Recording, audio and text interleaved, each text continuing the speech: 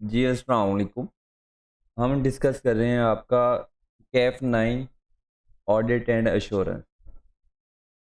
ये हमारी चैप्टर 3 की सेकंड वीडियो है। इसकी फर्स्ट वीडियो में हमने डिस्कस किया था कि हम चैप्टर 3 में क्या-क्या चीज़ें डिस्कस करेंगे और उसको किस तरह से लेकर चलेंगे। हम अपनी इस वीडियो के अंदर हम डिस्कस करते हैं आपका जो प्लानिंग ऑफ ऑडिट का जो पोर्शन है कि अब ऑडिट की जो प्लानिंग किस तरह से करते हैं और हम क्यों करेंगे प्लानिंग को, रीजंस क्या हैं, उनको हम जिस तरह से प्लान करेंगे, जो जो चीज़ें रिक्वायर्ड हैं प्लानिंग के लिए, वो हम सारी इस वीडियो में डिस्कस करेंगे। जैसे कि आपको पता है कि जो आप कंपनीज को ऑडिट करते हैं वो बहुत बड़े सेटअप होते हैं। जैसे कि हम कह दें एमसीबी बैंक आपका बहुत बड़ा सेटअप है। उसके अलावा आपकी जो अटक रिफाइनरी हो गई, आपकी जो एंग्रो फर्टिलाइजर्स हैं, एंग्रो फूड्स हैं, और भी बहुत बड़े ग्रुप्स हैं, आपकी निशात चुनिया, इनकी कोई रेवेन्यू बिलियंस में होता है। और आप अगर अपनी कंपनी लॉ के नॉलेज को थोड़ा सा रिवाइज करें, आपको पता है कि लिस्टेड जो भी कंपनी है उसने अपनी जो एजीएम करनी होती है ईयर एंड से 3-4 मंथ 120 दिन बनते हैं। 120 दिन के अंदर क्या करनी होती है, अपनी एजीएम करनी होती है। और आपको ये भी पता है कि एजीएम का नोटिस एजीएम से 21 दिन पहले क्या आ जाती है, कंपनी मेंबर्स को भेजती है, शेयर होल्डर को भेजती है। तो उन नोटिस के साथ क्या करने होता है, कंपनी ने अपनी audit report, audited financial statements भी अटैच करनी होती हैं। इन शॉर्ट कह सकते हैं कि अगर 120 दिन के अंदर एजीएम होती है तो कंपनी ने अपना 90 दिन के अंदर, मैक्सिमम 94-95 डेज के अंदर क्या करना होता है, अपना ऑडिट कंप्लीट करवा के अपनी ऑडिट रिपोर्ट लेनी होती है। और आपको ये भी पता है कि आपके पास जो जितनी बड़ी फर्म्स हैं या जितनी बड़ी कंपनी है, आपके जो ब्रांड्स हैं पाकिस्तान के, जितने स्टॉक एक्सचेंज पे लिस्टेड क्लाइंट्स हैं, वो सारे के सारे आपका ऑडिट करवाते हैं बिग 4 से या टॉप 10 से, कैटेगरी ए की फर्म से करवाते हैं। तो उनके पास नंबर ऑफ क्लाइंट्स बहुत ज़्यादा होते हैं ऑडिट फर्म्स के पास। उनके पास जो रिसोर्सेज हैं, मतलब क्या है, trainees, audit trainees, CA trainees, ACCA trainees, वो बहुत कम होते हैं। तो उनका जो वर्क होता है वो भी बहुत ज़्यादा होता है, क्योंकि आपके एक लिस्टेड क्लाइंट को जो नॉर्मल ऑडिट का टाइम लगता है मिनिमम वो 2 मंथ लग जाते हैं, 2-2.5 मंथ तक चला जाता है, अगर बहुत बड़ा ग्रुप हो तो इस चीज़ को आपको टाइमली परफॉर्म करने के लिए, क्योंकि आपके पास एक आपकी प्लानिंग हो चाहिए होती है, आपको एक टाइम मैनेजमेंट चाहिए होती है। क्योंकि अगर आपके पास 10 बंदों की टीम है, उन्होंने अगर 5 क्लाइंट्स करने हैं, तो अब 10 बंदे अगर 3 मंथ एक ही क्लाइंट पर लगा दें तो फिर बाकी 4 क्लाइंट्स कहाँ जाएंगे, क्योंकि हर कंपनी ने ऑडिट रिपोर्ट तो सेम डेट पे लेनी है। उसने अपनी एजीएम तो एक सेम डेट पे करनी है, 120 दिन के अंदर उनकी रिक्वायरमेंट है।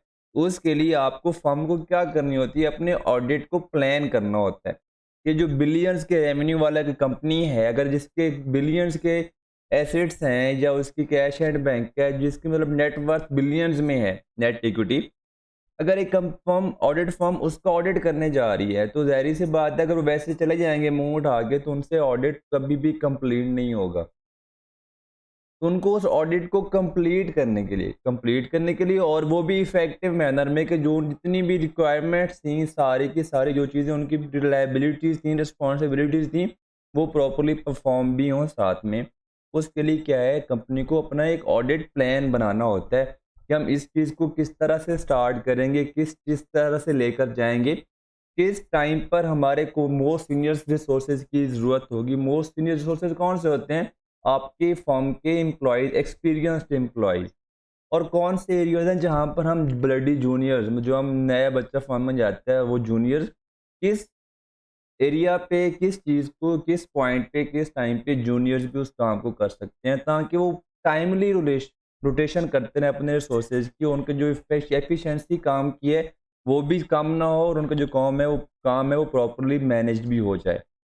उसके लिए क्या करना होता है, वो प्लान, ऑडिट को एक प्लानिंग के थ्रू प्लान करते हैं स्टार्ट में कि हम इस तरह चीज़ को लेकर चलेंगे। वो प्लानिंग किस तरह से होगी, हमारा आज की इस वीडियो का वही पर्पज़ है। इसी में हम वही सीखेंगे कि प्लानिंग के फेज़ के अंदर क्या-क्या चीज़ें रिक्वायर्ड होती हैं, एक ऑडिट फर्म ने किस-किस तरह से उसको प्लान करना होता है।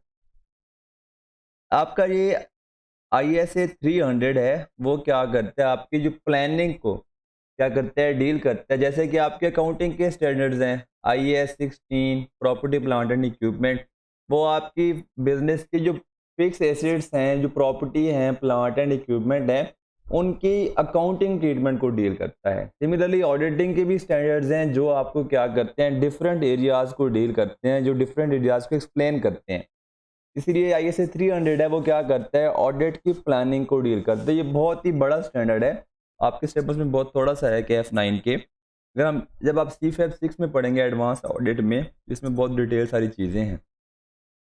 इसका ऑब्जेक्टिव क्या है कि जो ऑडिटर है उसने क्या करना है, प्लानिंग करनी है, ताकि जो उसका वर्क है वो किस में हो, एक इफेक्टिव मैनर में परफॉर्म हो, ताकि उसके जितने भी ऑब्जेक्टिव्स हैं ऑडिट के, वो सारे के सारे उसको अचीव हो जाएं। अब बेनिफिट्स क्या हैं प्लानिंग के, ऑडिट के प्लानिंग के बेनिफिट्स क्या हैं, ये छोटी नॉर्मल सी बात है, आपकी स्टडी टेक्स्ट में लिखी हुई थी, तो मैंने इस स्लाइड्स में उसको इंक्लूड कर दिया है। ये ऑडिटर को क्या करता है, हेल्प करता है कि वो जो इम्पोर्टेंट एरियाज़ हैं उसको प्रॉपरली एक टाइम दे सके, ताकि उन इम्पोर्टेंट एरियाज़ को वो इफेक्टिवली क्या कर सके, चेकआउट कर सके, एग्जामिन कर सके, ताकि अगर कोई उसमें मटेरियल मिस स्टेटमेंट्स के चांसेस हैं तो वो मिनिमम हो जाएं। अब इम्पोर्टेंट एरियाज़ कौन से हैं, कोई भी बिजनेस है, रेवेन्यू उसका इम्पोर्टेंट एरिया है। उसके अलावा कोई भी बिजनेस है, फिक्स एसेट उसके इंपॉर्टेंट एरियाज़ हैं। अब ये important areas industry to industry vary करते हैं। अगर आप बैंक्स की तरफ जाएं तो बैंक्स में जो लोन है, लोन क्योंकि वो लोनिंग करते हैं, एडवांसिंग करते हैं, एडवांसेस पे लोन्स पे वो इंटरेस्ट लेते हैं, इंटरेस्ट उनकी इनकम है। और लोन्स, उनके लोन्स में क्या बहुत रिस्की फैक्टर्स हैं, बैड डेट्स के चांसेस होते हैं, प्रोविजंस के चांसेस होते हैं। वहाँ पर आप IFRS 9 अप्लाई कर रहे होते हो। अगर आप रेवेन्यू की तरफ जाएँ तो आपका वहाँ पर IFRS 15 होता है, आपको काफ़ी सारे फैक्टर्स डिटरमिन करने होते हैं, परफॉर्मेंस ऑब्लिगेशंस एटसेट्रा एटसेट्रा। तो ये काफ़ी इंपॉर्टेंट एरियाज़ हैं। अगर इस तरह एक लीज़ वाली कंपनी है जो लीजिंग भी करती है, मोस्टली बैंक का रहे होते हैं, तो उसमें IFRS 16 की एप्लीकेशंस हैं, और लीज़ के केस में भी उनकी जो ट्रीटमेंट है अकाउंटिंग, वो काफ़ी मुश्किल है। ऑडिट है क्या चीज़? आप ऑडिट है फाइनेंशियल स्टेटमेंट्स को एग्जामिन करना। और फाइनेंशियल स्टेटमेंट्स क्या हैं? उसके अंदर मल्टीपल एलिमेंट्स आ रहे होते हैं। एलिमेंट्स आपके कौन से हैं? एसेट्स हैं, इनकम्स हैं, एक्सपेंसेस हैं, लायबिलिटीज़ हैं एंड कैपिटल है। तो आप उन एसेट्स में जाकर फर्दर सब एलिमेंट्स हैं, लीज़ वाले एसेट्स हैं, simple property plant and equipment है, इम्पेयरमेंट आप चेक करते हैं, आप अमॉर्टाइजेशन चेक करते हैं, आप प्रोविजंस चेक करते हैं, एक्सपेंसेस में जाके आप डिफरेंट डेप्रिसिएशन चेक करते हैं, आपकी मल्टीपल एक्सपेंसेस आ रहे होते हैं, वो चेक करते हैं कि आप प्रॉपर्ली रिकॉर्डेड हैं कि नहीं रिकॉर्डेड। ये आप अपने एरियाज आइडेंटिफाई करते हैं इंपॉर्टेंट। अब इम्पोर्टेंस मैंने आपको कहा है कि ये इंडस्ट्री टू इंडस्ट्री वेरी करती है। अगर आप किसी मैन्युफैक्चरिंग इंडस्ट्री में जा रहे हो तो उसमें जो इन्वेंट्री है मोस्ट इंपॉर्टेंट एरिया है, मोस्ट रिस्की एरिया है, मोस्ट क्रिटिकल एरिया है, क्योंकि वहाँ पर आपको डायरेक्ट मटेरियल की वर्किंग करनी होगी, जो आप कॉस्ट में पढ़ते हो, वर्क इन प्रोग्रेस आप सारी चीज़ें पढ़ते हो, प्रोसेस कॉस्टिंग, वो सारी की सारी मैन्युफैक्चरिंग कंसर्न में हो रही होती हैं। तो आपको मैन्युफैक्चरिंग बिजनेस के अंदर इन्वेंट्री मोस्ट रिस्क एरिया होता है। तो आपकी कॉस्ट ऑफ सेल आपके रिस्क एरिया होगी, आपकी इन्वेंट्री जो बैलेंस शीट में आ रही होगी वो आपको मोस्ट रिस्क एरिया होगा। सिमिलरली जहाँ पर मैन्युफैक्चरिंग हो रही होती है वहाँ पर बहुत बड़े बड़े प्लांट्स होते हैं, मतलब प्रॉपर्टी प्लांट एंड इक्विपमेंट भी आपका क्या हो गया, मोस्ट रिस्क एरिया हो गया। ठीक है जी, ये आपकी जो इंपॉर्टेंट एरियाज हैं ये वेरी करते हैं आपके इंडस्ट्री टू इंडस्ट्री के फाइनेंशियल कि कौन से ऑडिट में आपका कौन सा एरिया बहुत इंपॉर्टेंट होगा। फिर दूसरा बेनिफिट्स क्या है कि ये आपकी जो पोटेंशियल प्रॉब्लम्स हैं वो आपको टाइमली बेसिस पे आइडेंटिफाई करने में हेल्प मिलती है ऑडिटर को, जिससे वो उनको टाइमली बेसिस पे क्या कर लेता है, रिजॉल्व कर लेता है। और ये ऑडिटर को हेल्प करती है कि वो ऑर्गेनाइज एंड मैनेज कर ले अपनी ऑडिट एंगेजमेंट को, ताकि वो अपने एफिशिएंट और इफेक्टिव मैनर में क्या हो जाए, परफॉर्म हो जाए, ताकि जो भी ऑब्जेक्टिव्स हैं ऑडिट के वो उनको क्या हो जाए, प्रॉपरली अचीव हो जाएं। उसके अलावा ये आपको असिस्ट करती है कि मुझे कौन से क्लाइंट पे, कौन सी असाइनमेंट पे, ऑडिट पे कौन सी टीम को भेजना चाहिए और किस टाइम पे किस रिसोर्स को। क्योंकि जब आप इनिशियल स्टेज पे जा रहे हो, अगर ड्यूरिंग द ऑडिट है या at the end of the audit concluding stages हैं, तो वहाँ पर डिफरेंट टीम मेंबर्स की रिक्वायरमेंट होती है। तो वो फिर डिसाइड करते हैं कि इस टाइम पे हमारा इसे इतने एक्सपीरियंस का बच्चा जाएगा, इस टाइम पे हमारा मैनेजर जाके रिव्यू करेगा और इस डेट पे जाके इन 2-3 दिन के अंदर पार्टनर भी जाके लुक आफ्टर करेगा, किस किस तरह से ये चीज़ें होनी है। तो ये आपको क्या देती है, असिस्ट करता है कि आपने कौन सा स्टाफ लेना है और किस टाइम पे उसको लेना है। ये भी क्या है, प्लानिंग का बेनिफिट है। फिर आपके पास है कि वो आपको अलाउ करता है कि आप जब आप चीज़ प्लान के साथ लेकर जा रहे होगे तो आपको पता है कि आज की डेट तक कितना काम हो चुका होगा, तो पार्टनर या डायरेक्टर फर्म का या सीनियर मैनेजर जाकर उसको रिव्यू भी कर सकता है। ये भी क्या करता है, उनको ये अलाउ करता है, असिस्ट करता है। ये भी आपकी प्लानिंग का बेनिफिट है। ये सारे आपके क्या हैं, छोटे मोटे बेनिफिट लिखे हुए हैं, आप उनको देख सकते हैं। कॉमन सी बातें हैं, आपको समझ आ गई होंगी। अब ISA 300 ऑडिटर से रिक्वायर क्या करता है? वो रिक्वायर करता है कि वो अपनी होल इंगेजमेंट टीम, अब इंगेजमेंट टीम में क्या क्या होता है, एक होता है आपका इंगेजमेंट पार्टनर, फर्म का पार्टनर जो आपका ऑडिटर होता है, जिसने आपकी ऑडिट रिपोर्ट को साइन करना होता है। अगर आप अपने कंपनी लॉ कैफ 3 में चैप्टर 27 के लास्ट पेज को आप याद याद करें, जहां पर था कि सिग्नेचर कौन करता है ऑडिट रिपोर्ट को, आपने पढ़ा होगा कि पार्टनर ऑफ द फर्म क्या करता है, आपके ऑडिट रिपोर्ट को साइन करता है। तो उसको हम क्या कहते हैं, इंगेजमेंट पार्टनर कहते हैं। तो इंगेजमेंट पार्टनर आपकी इंगेजमेंट टीम का हिस्सा होता है। अगर फर्म का डायरेक्टर है तो वो डायरेक्टर भी आपकी टीम का हिस्सा होगा। 2-3 डायरेक्टर हैं तो कोई एक डायरेक्टर जो भी रेलेवेंट होगा आपकी टीम का हिस्सा होगा। अगर बहुत बड़ा क्लाइंट है तो उसमें 2 मैनेजर इन्वॉल्व हो सकते हैं, 3 मैनेजर इन्वॉल्व हो सकते हैं, senior manager, manager, assistant manager, supervisor. Supervisor ज़्यादातर होता है आपका जो सीनियर ट्रेनी, जिसके आर्टिकलशिप में 2 मंथ, 3 मंथ या 4 मंथ या 5 मंथ रह चुके होते हैं, वो आपका होते हैं। उसको हम जॉब इन चार्ज भी कहते हैं। उसके अलावा आपके सीनियर्स होते हैं, फिर सेमी सीनियर होते हैं, फिर जूनियर होते हैं। ये आपकी एंगेजमेंट टीम होती है। तो आपकी प्लानिंग का पर्पज़ ये है कि क्योंकि आपके अगर 10 बंदे काम को कर रहे हैं तो उन सबको पता होना चाहिए कि हमने करना क्या है, इसका ऑब्जेक्टिव क्या है, किस तरह से इसको लेकर चलना है। किस स्टेज पर मैंने ये काम करना है, किस स्टेज पर मैंने ये काम करना है।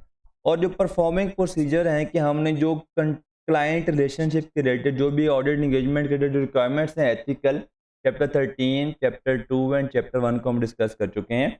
उसका सारी चीज़ें हैं, ये आपको सारी आपने क्या करनी है, प्लानिंग स्टेज से पहले इनको क्लियर करना है, क्योंकि आपको बाद में कोई आपके जो एथिकल थ्रेट है वो आपको नहीं होना चाहिए। उसके अलावा आपकी जो टर्म्स हैं, टर्म्स ऑफ एंगेजमेंट, चैप्टर 2 में आपने एंगेजमेंट लेटर पढ़ा था। एंगेजमेंट लेटर में आपने कहा था कि आप एक टर्म्स डिफाइन करते हो, टर्म्स एग्री करते हो, तो आपने क्या करनी है, उनकी अंडरस्टैंडिंग एस्टेब्लिश करनी है कि जनाब ये मेरी रिस्पॉन्सिबिलिटीज़ हैं, ये मेरी क्या है राइट्स हैं, और ये क्या है ऑब्लिगेशंस हैं क्लाइंट की, और ये क्या है क्लाइंट के राइट्स हैं। आपको क्लियर अंडरस्टैंडिंग होगी तो कहीं पर कोई एम्बिग्यूटी नहीं होगी और आप अपनी रिस्पॉन्सिबिलिटीज़, आप अपनी ड्यूटीज़ प्रॉपर्ली परफॉर्म कर सकेंगे। फिर आपके पास आता है कि आप एक ओवरऑल स्ट्रेटजी बनाते हो कि हमने ऑडिट किस तरह से लेकर चलना है, कैसे कैसे होगा, और ओवरऑल ऑडिट स्ट्रेटजी किस तरह बनेगी। अभी हम आगे चल के इसको डिस्कस करते हैं। फिर है कि develop an audit plan which include description of the nature of timing and extent of planning and risk assessment. अब रिस्क असेसमेंट क्या है, ये हम डिटेल में पढ़ेंगे इसी चैप्टर के अंदर, तो आप तब तक इसको हम थोड़ा सा क्या क्या कहते हैं कि होल्ड कर लेते हैं। ये आपकी क्या है रिक्वायरमेंट है कि हमने क्या करना है, अपने उस पूरा ओवरऑल ऑडिट स्ट्रेटजी को क्या करना है, डॉक्यूमेंट करना है कि हमारे कौन कौन से चेंजेस हैं, क्या क्या रिक्वायरमेंट्स हैं, हमने किस तरह से लेकर चलना है। ये हम प्रॉपर डिटेल में सारे के सारे जो हमने जहाँ पर रिक्वायरमेंट्स पढ़ी हैं, 5 बुलेट पॉइंट्स हमने 6 पढ़े हैं, ये हम अभी इंडिविजुअली जाके आगे डिस्कस करते हैं। ये फिर हमारे पास है कि प्रिलिमिनरी एंगेजमेंट एक्टिविटीज़। जैसे आपकी एंगेजमेंट हुई, आपकी जो सबसे पहले जो अपनी एक्टिविटीज़ करनी है वो कौन सी एक्टिविटीज़ करनी है ऑडिट के स्टार्ट पर, आपने कौन से प्रोसीजर आपने क्या अप्लाई करना है कि क्या आपको ये क्लाइंट एक्सेप्ट करना चाहिए, नहीं करना चाहिए। उसके अलावा एथिकल जो इंडिपेंडेंस है, एथिकल जो रिक्वायरमेंट्स हैं, वो सारी की सारी आपने क्या करनी, कंप्लीट करनी है। और ऑडिटर किस तरह से करेगा कि क्या ऑडिटर कॉम्पिटेंट है कि वो उसके पास इतनी कैपेबिलिटीज़ हैं, क्या उसके पास इतना टाइम है कि या उसके पास इतने रिसोर्सेज हैं कि वो इस ऑडिट को परफॉर्म कर सके। अगर एक ऐसी फर्म जिसके पास टोटल 10 एम्प्लॉइज़ हैं, अगर वो अलाइड बैंक का ऑडिट ले लेती है, करना चाहती है, तो वो कॉम्पिटेंट नहीं है। मे बी उनके पास बैंकिंग सेक्टर का ऑडिट का एक्सपीरियंस ना हो, मे बी उनके पास इतना टाइम ना हो। तो ये सारे आपके पास क्या है, आपने ये चेक करना है कि आप इतने कॉम्पिटेंट हैं कि आप इस ऑडिट को, इस क्लाइंट के असाइनमेंट को आप परफॉर्म कर सकते हो। Element ethical requirements, chapter 13 independence आपकी अंदर आ जाती है। आप सेल्फ इंटरेस्ट है, सेल्फ रिव्यू है, कॉम्पिटेंसी है, उसके अलावा आप कॉन्फिडेंशियलिटी आपके अंदर आ जाती है। ये सारे आपके क्या हैं, एथिकल रिक्वायरमेंट्स है। आपको उनका कंप्लायंस चेक करनी होती है कि आप उनका कंप्लाई कर सकते हैं कि नहीं कर सकते। ये ना हो कि आपको बाद में ब्रीच होगा, आपको कोई ना कोई एथिक्स वाला जो भी आपकी रिक्वायरमेंट है, तो फिर वो आप क्या हो जाओगे, डिस्क्वालीफाई हो जाओगे। Has consider the integrity of the client, कि क्या क्लाइंट की इंटेग्रिटी को वो चेक करता है, क्या क्लाइंट पे हमको रिलाई करना चाहिए, क्या हमारा क्लाइंट शक्की है। अब किस तरह वो अंडरस्टैंड करेंगे, क्योंकि कंपनी के जो डायरेक्टर्स होते हैं, आपके अगर एक फर्म का पार्टनर है तो उसकी काफ़ी सोशल रिलेशनशिप्स होते हैं, तो वो ईजिली पहचान कर सकता है, पूछ-गुछ कर सकते हैं, इंक्वायरी कर सकता है कंपनी के डायरेक्टर्स के बारे में। कंपनी के डायरेक्टर्स अगर वो फ्रॉडिया हैं, अगर फ्रॉड में इन्वॉल्व रहते हैं, तो उनके पास्ट ट्रेंड्स चल रहे हैं, तो वो ज़ाहिर-सी बात है इस कंपनी में भी वो ऐसा कुछ कर रहे होंगे। जो डायरेक्टर्स की जो इमेज है, जो उनकी पब्लिक फिगर जो उनकी इमेज होगी, जो उनकी जो जान-पहचान की जिसमें जो नो-हाउ होगी कि डायरेक्टर्स का क्या इंटेग्रिटी है, किस तरह के बंदे हैं। अगर डायरेक्टर्स अच्छे होंगे तो फिर ज़ाहिर-सी बात है कंपनी के ऊपर आप रिलाय कर सकते हैं, आप उसका ऑडिट ले लेंगे। अगर उनकी इंटेग्रिटी पे कोई मसला-मसाइल हैं तो फिर आप उसको क्या कर लेंगे, विथड्रॉ कर देंगे। और जो सिग्निफिकेंट मैटर्स हैं, जो आपकी इस एंगेजमेंट से अराइज़ होंगे, आपने उनको भी कंसीडर करना है, क्या उनकी वजह से क्या कोई मसला-मसाइल तो नहीं होना। ये आपकी क्या है कि जैसे ही आपकी ऑडिट आपने ऊपर करनी है। ISA 220 हमने चैप्टर जो 2 है स्टडी टेक्स्ट, ICAP की स्टडी टेक्स्ट का, हमने उसमें इस चीज़ को डिस्कस किया था, आप उसको देख सकते हैं कि जो आपके एथिकल रिक्वायरमेंट्स हैं, आपने सारों के साथ क्या करना है, कंप्लाई करना है। अब यहाँ पर कौन-सी हैं कि आपने कंफर्म करना है कि आपका ऑडिटर क्या कर रहा है, एथिकल जो भी रिक्वायरमेंट्स हैं उनका फुलफिल कर रहा है। अगर कहीं पर कोई एथिकल थ्रेट है तो आप क्या कर रहे हैं, प्रॉपर्ली सेफगार्ड को यूज़ करके उस थ्रेट को मिनिमाइज़ कर रहे हैं। ये आपकी क्या है, रिक्वायरमेंट्स हैं। और जो आपका एंगेजमेंट पार्टनर है वो फर्म को तमाम रेलिवेंट इंफॉर्मेशन प्रोवाइड करे कि हमने क्या स्कोप है, क्या सर्विस है, ओवरऑल क्या इम्पैक्ट होगा, और जो इंडिपेंडेंस रिक्वायरमेंट्स हैं हम किस तरह से उनको कंप्लीट करेंगे, ये क्या है उस पार्टनर की रिक्वायरमेंट है। उसके अलावा उसने क्या करनी है, जो टर्म एंगेजमेंट लेटर की जो टर्म है उनकी क्या करनी है, उन्होंने अंडरस्टैंडिंग करनी है कि क्या कैसे है और कैसे नहीं है। अब प्लानिंग एक्टिविटी मतलब प्लानिंग के अंदर क्या-क्या चीज़ें इन्वॉल्व हैं, हम प्लानिंग किस तरह से करेंगे। अब ऑडिटर ने क्या करना है, अपनी ओवरऑल ऑडिट स्ट्रैटेजी बनानी है, जिसके अंदर उसने क्या करना है, ऑडिट्स को कितने टाइम में करना है, किस डायरेक्शन में, किस तरह लेकर जाएँगे, और जो हम उसको ऑडिट प्लान को किस तरह से हमने उसको यूटिलाइज़ करना है, सारा अपने अपने उस ऑडिट ओवरऑल ऑडिट स्ट्रैटेजी में वो लिखते हैं। अब बताते हैं क्या कैसे है, कैसे नहीं है। ओवरऑल ऑडिट स्ट्रैटेजी बनाते हुए आप क्या करते हो, कुछ कैरेक्टरिस्टिक आइडेंटिफाई करते हो, जो आपकी जो एंगेजमेंट है, आपकी जो एंगेजमेंट मतलब कि आपकी जो असाइनमेंट है, असाइनमेंट क्या आपने ऑडिट करना है, आपके ऑडिट का, आपके असाइनमेंट का, आपकी सर्विस का स्कोप क्या करते हैं, डिफाइन करते हैं। और आप क्या करते हो, रिपोर्टिंग ऑब्जेक्टिव कि इस असाइनमेंट की रिपोर्ट का ऑब्जेक्टिव क्या है, क्योंकि आपकी जो असाइनमेंट्स होती हैं काफ़ी हो सकती हैं। एक एनुअल ऑडिट रिपोर्ट होती है, एक आपकी इंटरम ऑडिट रिपोर्ट होती है, एश्योरेंस रिपोर्ट होती है, जो आप 6 मंथ के अकाउंट्स का क्या करते हो, ऑडिट करके साथ में एक रिपोर्ट अटैच करते हो। आप अगर कंपनी लॉ में जाएँ, तो आपकी जो लिस्टेड कंपनीज़ हैं, पब्लिक लिस्टेड कंपनीज़ हैं, उनकी क्वार्टरली अकाउंट्स की भी क्या है, रिक्वायरमेंट है, और उनको अपने जो semi interim accounts, semi annual accounts को भी क्या ऊपर भी क्या करनी होती है, एक रिव्यू रिपोर्ट। अब वो रिव्यू रिपोर्ट कौन देता है, ऑडिटर देता है, तो वो साथ में अटैच करके अपनी वेबसाइट पे अपलोड करनी होती है, और आपकी SECP को, स्टॉक एक्सचेंज को सबमिट करवानी होती है। तो ये आपने अंडरस्टैंड करना है कि आपकी रिपोर्टिंग के ऑब्जेक्टिव क्या हैं। अगर कुछ ऐसे भी होता है कि अगर एक कंपनी बैंक के पास लोन लेने गई है, तो वो कहती है मुझे किसी ऑडिटर से रिव्यू रिपोर्ट दो कि आपकी जो हैं लिक्विडिटी कंडीशंस, आपकी जो कैश फ्लोज़ हैं वो बेहतर हैं, ताकि हम आपको लोन दें। तो उस केस में वो आपके पास आते हैं, तो फर्म क्या देती है, उसमें भी रिपोर्ट देती है। लेकिन यहाँ पर जो ऑब्जेक्टिव्स हैं वो डिफरेंट हैं, तो आपने क्या करना है, अपने रिपोर्टिंग ऑब्जेक्टिव्स को आइडेंटिफाई करना है, और उन ऑब्जेक्टिव्स के मुताबिक आपने अपना स्कोप, टाइमिंग ऑफ ऑडिट, और जो कम्युनिकेशन है रिपोर्ट के अंदर, आपने वो क्या करनी है, डिसाइड करनी है। और आपके उसके बाद क्या है, प्रोफेशनल जजमेंट। ये एक मोस्ट सिग्निफिकेंट फैक्टर्स हैं, प्रोफेशनल जजमेंट, प्रोफेशनल स्केप्टिसिज्म, ये टर्म यूज होती हैं आपके ऑडिट में, कि एक ऑडिटर को हमेशा प्रोफेशनल स्केप्टिसिज्म की जो एक करेक्टरिस्टिक है, एक ऑडिटर के अंदर लाजमी होनी चाहिए। अब ये प्रोफेशनल स्केप्टिसिज्म क्या है, कि हर चीज़ के अंदर कीड़े निकालना इन सेंस कि अगर आपको लाके वो देते हैं एक प्रॉपर्टी, प्लांट एंड इक्विपमेंट की डिटेल्स, कि हमारे इतने कार्स हैं, हमारी इतनी बिल्डिंग हैं, हमारी इतनी फैक्ट्री यूनिट्स हैं, हमारी इतनी क्या है, लैंड्स हैं, एटसेट्रा एटसेट्रा।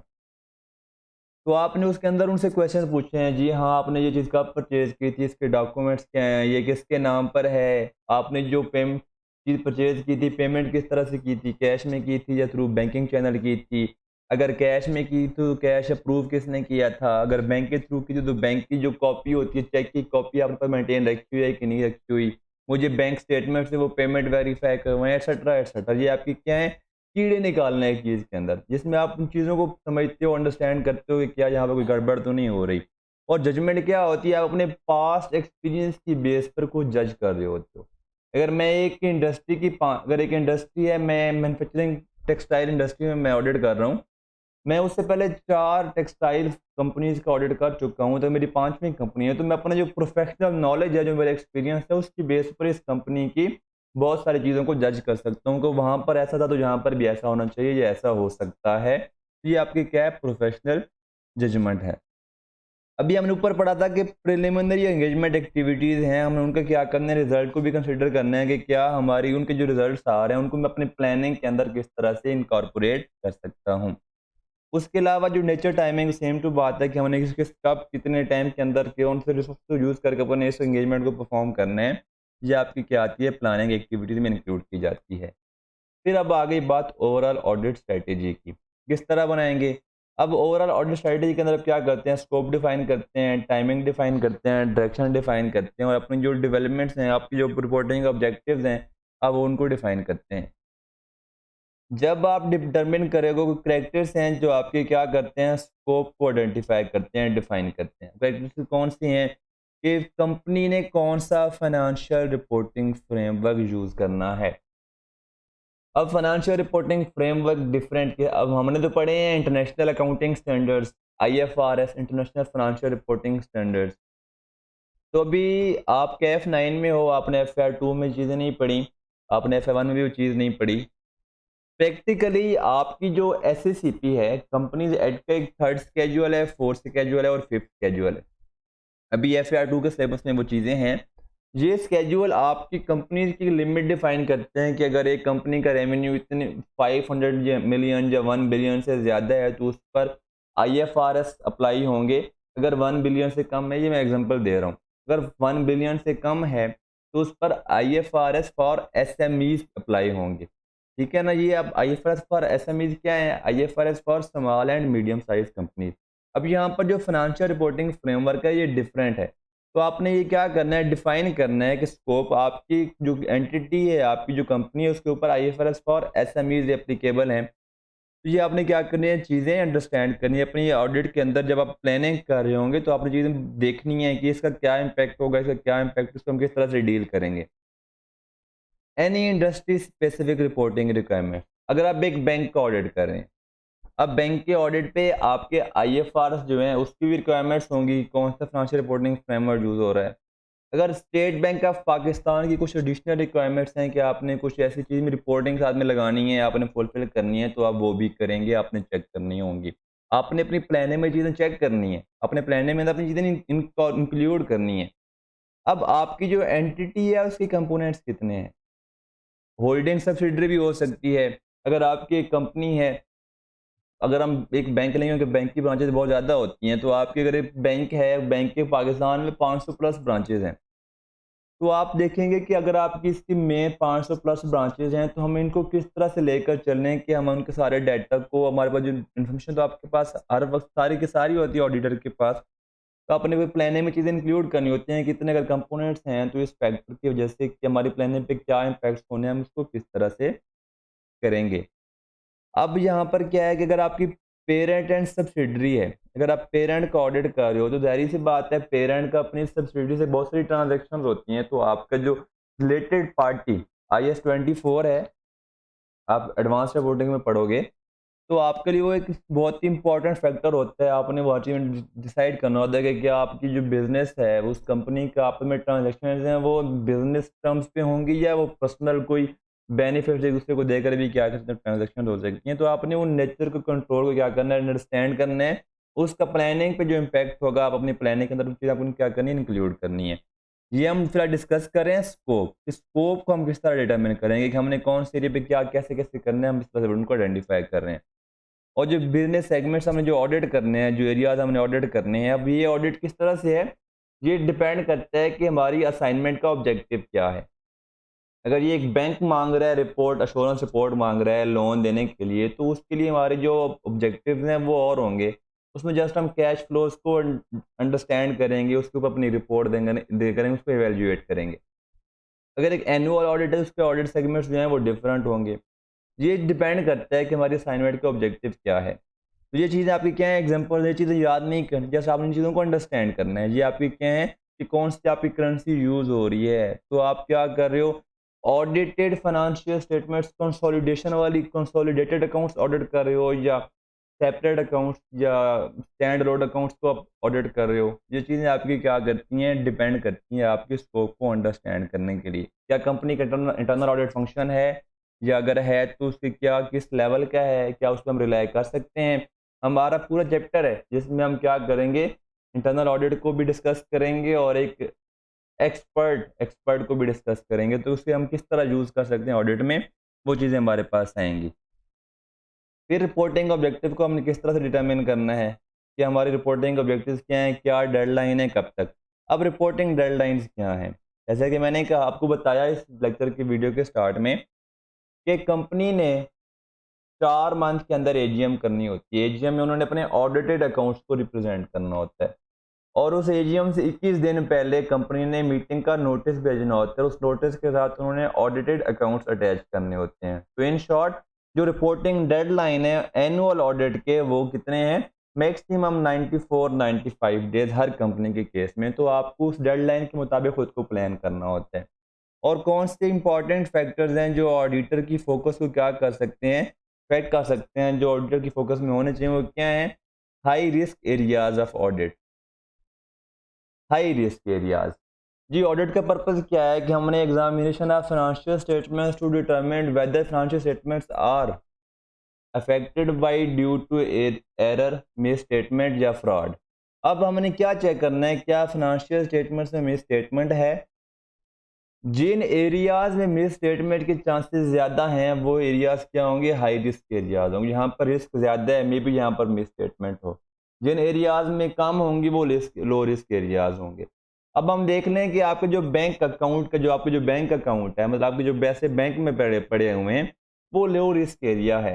क्योंकि आपको जब एक चेक साइन होता है किसी अच्छे सेटअप में, अच्छे बिजनेस में, तो वो प्रॉपरली एक हायरार्की में 2 बंदे इसको साइन करते हैं, फाइनल साइन डायरेक्टर कर रहा होता है, तो वहाँ पर जो होती है मिस एप्रोप्रिएशन ऑफ जो कैश है, जो रुपीस हैं, वो चांसेस बहुत लो होते हैं।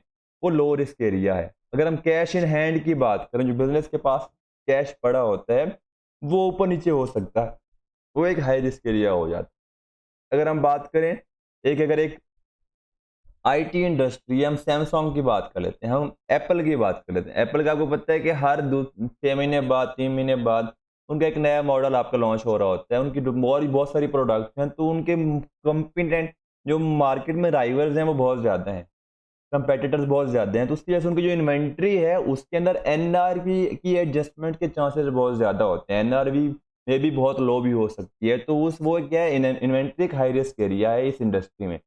मैन्युफैक्चरिंग के अंदर भी इन्वेंट्री आपका क्या है, एक हाई रिस्क एरिया है। सर्विसेज के अंदर आपका रेवेन्यू एक हाई रिस्क एरिया है। अब ये डिपेंड करता है। और सर्विसेज के अंदर आपके जो स्टाफ है, स्टाफ की जो सैलरीज हैं वो बहुत ज़्यादा होती हैं।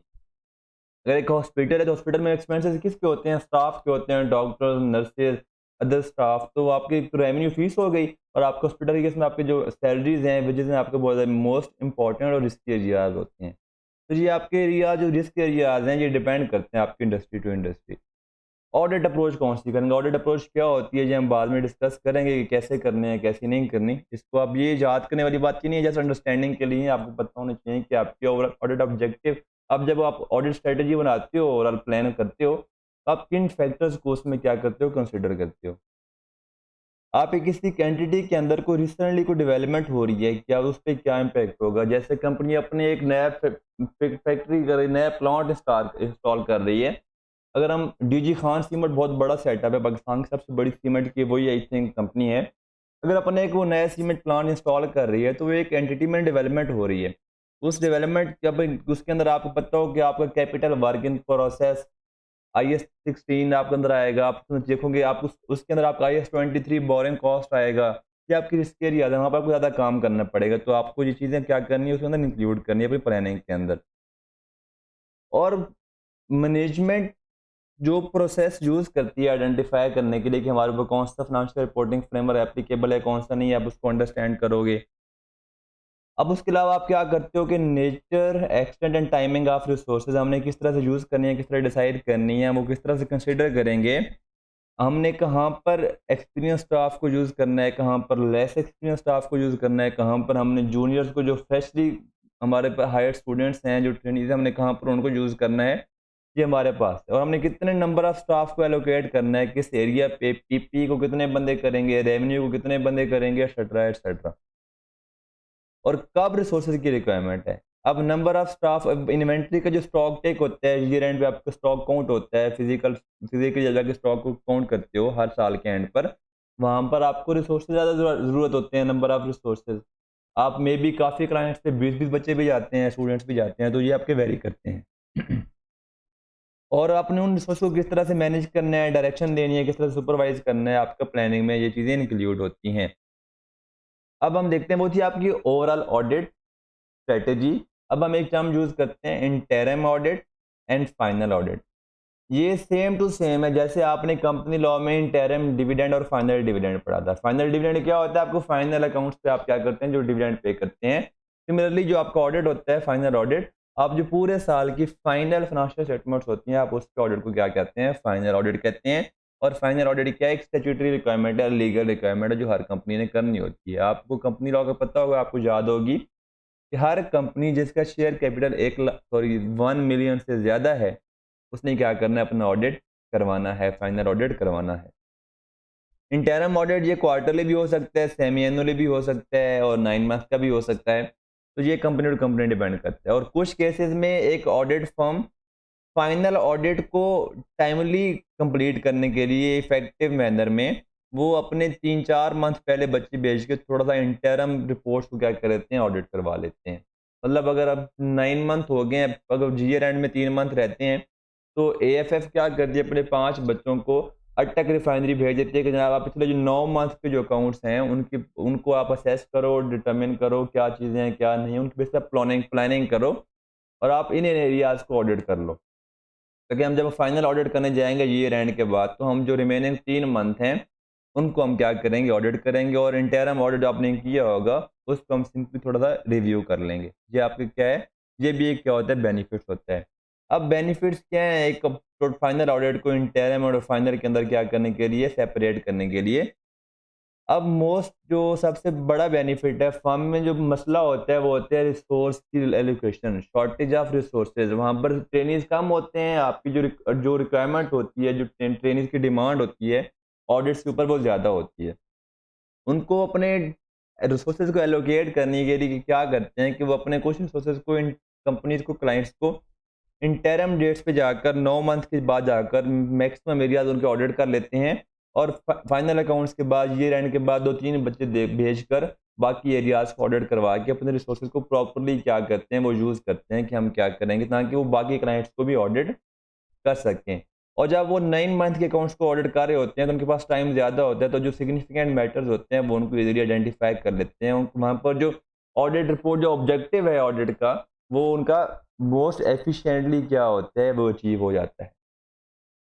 जो शेयर होल्डर्स होते हैं वो, उनको जो ऑडिटेड अकाउंट्स होते हैं वो जल्दी मिल जाते हैं, क्योंकि आधा काम ईयर एंड से पहले हो चुका होता है, थोड़ा सा काम वो ईयर एंड के बाद करते हैं। और जहाँ पर 100 दिन के बाद अकाउंट्स जाने होते हैं, वहाँ पर 50 दिन में अकाउंट्स फाइनल होकर ऑडिट रिपोर्ट चली जाती है। और जहाँ पर जो आपकी ऑडिट एफिशिएंसी है वो भी क्या हो जाती है, आपके इंटरनल ऑडिट की वजह से वो इंक्रीज़ हो जाती है।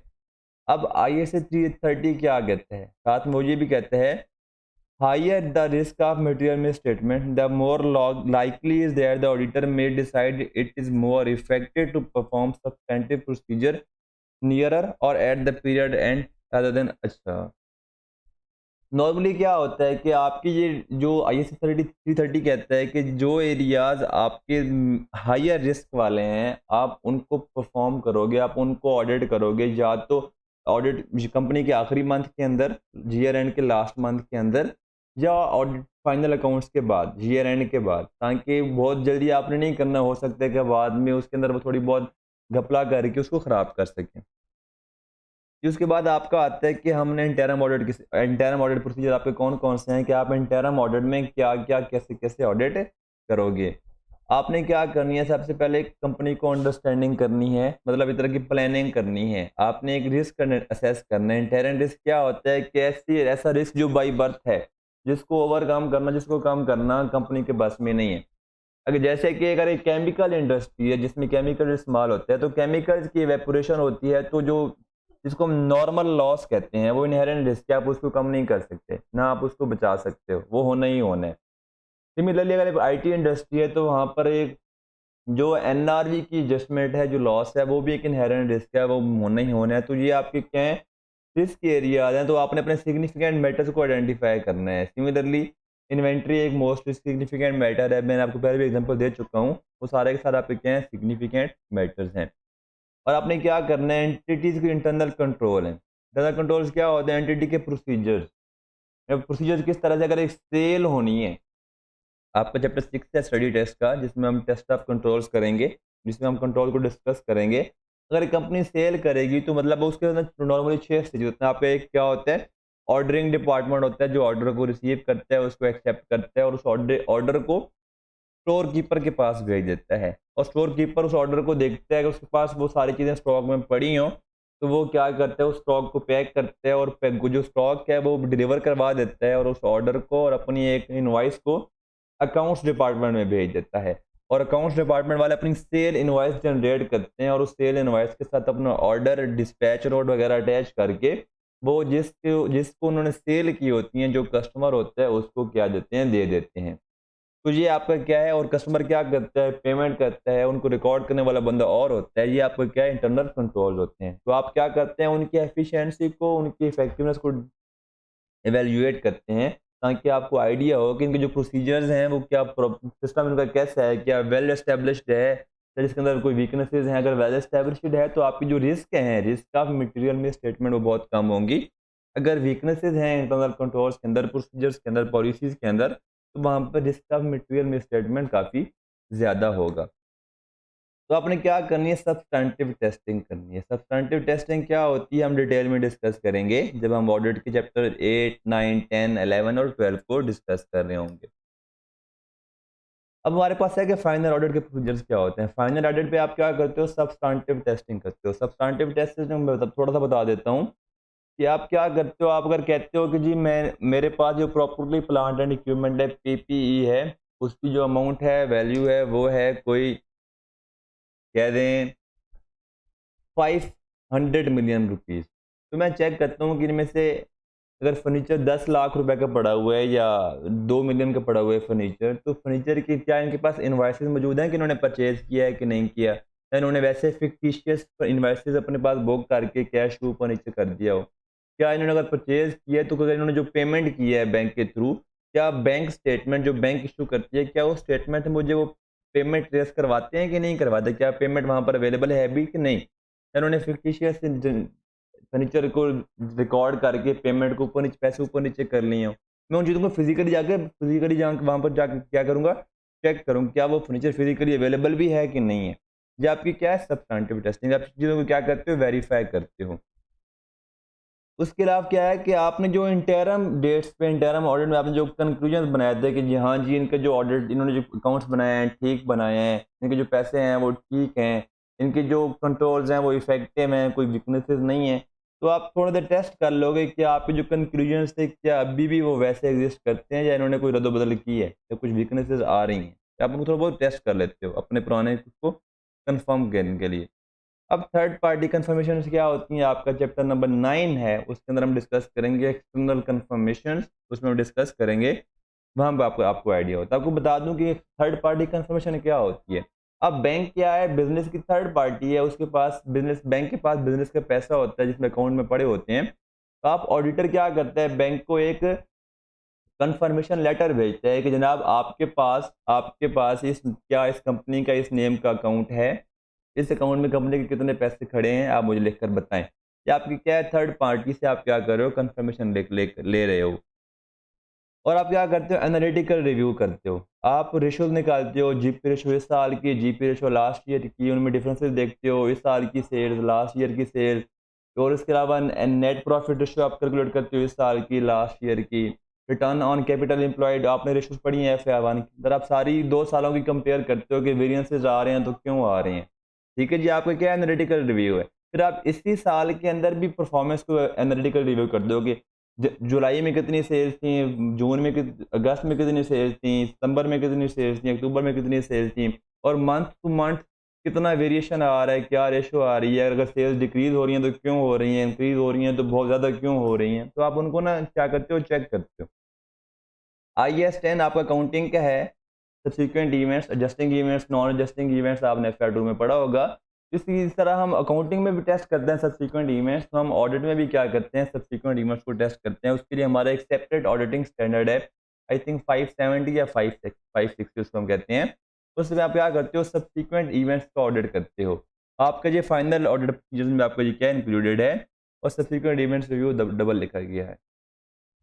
रिटर्न रिप्रेजेंटेशन जी, हम आपके चैप्टर 14 में डिस्कस करेंगे सब्सिक्वेंट इवेंट्स को भी और रिटर्न रिप्रेजेंटेशन को भी, कि ये क्या चीज़ें हैं क्या नहीं है। ये आपके सारे के सारे क्या हैं, फाइनल ऑडिट के प्रोसीजर्स हैं। और हमने क्या कह सकते हैं, जो कुछ प्रोसीजर्स हैं जस्ट क्या कर सकते हैं, आप ईयर एंड के बाद ही परफॉर्म कर सकते हैं। जैसे कि आप फाइनेंशियल स्टेटमेंट्स को अकाउंटिंग रिकॉर्ड्स से क्या कर सकते हैं, ईयर एंड के बाद ही क्या कर सकते हैं, एग्री कर सकते हैं, उससे पहले आप नहीं कर सकते। उसके अलावा आपकी जो एडजस्टमेंट्स हैं, जो आप फाइनेंशियल स्टेटमेंट बनाने के दौरान आप कर रहे होते हो, जैसे कि अक्रूवल एंड प्री पेमेंट्स होते हैं, आपकी जो अक्रूड लायबिलिटीज आप रिकॉर्ड करते हो ईयर एंड पे, आप जो प्री पेमेंट्स रिकॉर्ड करते हो, आपकी जो अक्रूड इनकम होती है, जो आपकी रिसीवेबल इनकम होती है, वो आप कहाँ कब एडजस्टमेंट करते हो, आप ईयर एंड पे एडजस्टमेंट करते हो। NRV की एडजस्टमेंट आप कब करते हो, ईयर एंड पर करते हो। आप उसके अलावा आपकी जो प्रोविजंस फॉर डाउटफुल डेट्स की जो एडजस्टमेंट है वो आपकी ईयर एंड की एडजस्टमेंट है। डेप्रिसिएशन एक्सपेंस आपका क्या है, ईयर एंड की एडजस्टमेंट है। अमोर्टाइजेशन आपका क्या है, ईयर एंड की एडजस्टमेंट है। इम्पेयरमेंट आपके ईयर एंड की एडजस्टमेंट है। तो आप ये कब करते हो, सारी की सारी फाइनेंशियल स्टेटमेंट्स बनाने के दौरान करते हो। तो इन सारी एडजस्टमेंट्स को आप ईयर एंड के बाद ही चेक कर सकते हो, कि उससे पहले आप नहीं कर सकते, क्योंकि ईयर एंड से पहले ये एडजस्टमेंट्स हुई ही नहीं होती। तो ये वो प्रोसीजर्स हैं जो आप सिर्फ फाइनल ऑडिट प्रोसीजर्स हैं, ये आप इंटरम डेट पर परफॉर्म नहीं कर सकते। उसके अलावा फिर क्या है कि जो रॉन्ग एंट्रीज आपने पास की होती हैं, एक रिस्क है कि मे बी अकाउंट्स की परफॉर्मेंस को बेहतर करने के लिए, अपने प्रॉफिट ज़्यादा दिखाने के लिए कोई रॉन्ग एंट्रीज पास कर दी हों आखिरी दिनों के अंदर, आखिरी दिन, आप उसको भी क्या कर सकते हो, ईयर एंड के बाद ही चेक कर सकते हो। अगर आपके पास एक क्लाइंट फर्स्ट टाइम आया है, तो आप उसके लिए कुछ एडिशनल कंसिडरेशन है, एडिशनल प्रोसीजर्स हैं, आपने वो चेक करने, वो भी साथ में क्या करने हैं, परफॉर्म करने हैं। अब वो प्रोसीजर्स कौन से हैं? अगर आपको लॉ ने मना किया है, कि किसी और रेगुलेशन ने, रिक्वायरमेंट ने मना किया है, तो आपका जो उस कंपनी का जो पुराना ऑडिटर था, आप उस ऑडिटर के साथ कम्युनिकेट करोगे। चैप्टर 2 में हमने डिस्कस किया था कि हम साथ कम्युनिकेट करेंगे, लेकिन कम्युनिकेट करने के लिए हमें पहले क्या करनी होगी, क्लाइंट से परमिशन लेनी होगी। दूसरा आपका क्या है कि आपकी कोई अगर मेजर इश्यू है, तो आपने क्या करना है, मैनेजमेंट से डिस्कस करना है, जब भी आप एज ऑडिटर अपॉइंट हो रहे होंगे। और उसके अलावा जो ओपनिंग बैलेंस जी, क्योंकि ओपनिंग बैलेंस कौन से हैं, ये लास्ट ईयर के अकाउंट्स के क्लोजिंग बैलेंसेज हैं। तो हम लास्ट ईयर का ऑडिट हमने नहीं किया था, तो हमें कंफर्म नहीं है कि ओपनिंग बैलेंस ठीक है कि गलत है। तो उन ओपनिंग बैलेंस को कंफर्म करने के लिए कि हाँ जी ये ठीक है कि गलत है, हम कुछ प्रोसीजर्स हैं वो अप्लाई करेंगे। वो प्रोसीजर्स कौन से होंगे, जब हम आगे डिस्कस कर रहे होंगे तो हम उसके अंदर चीज़ों को देखेंगे। ये था आपका आज की इस वीडियो का, इस लेक्चर की डिटेल सारी हम जो प्लानिंग को डिस्कस है। नेक्स्ट वीडियो में हम क्या करेंगे, रिस्क असेसमेंट वाले एरिया को डिस्कस करेंगे।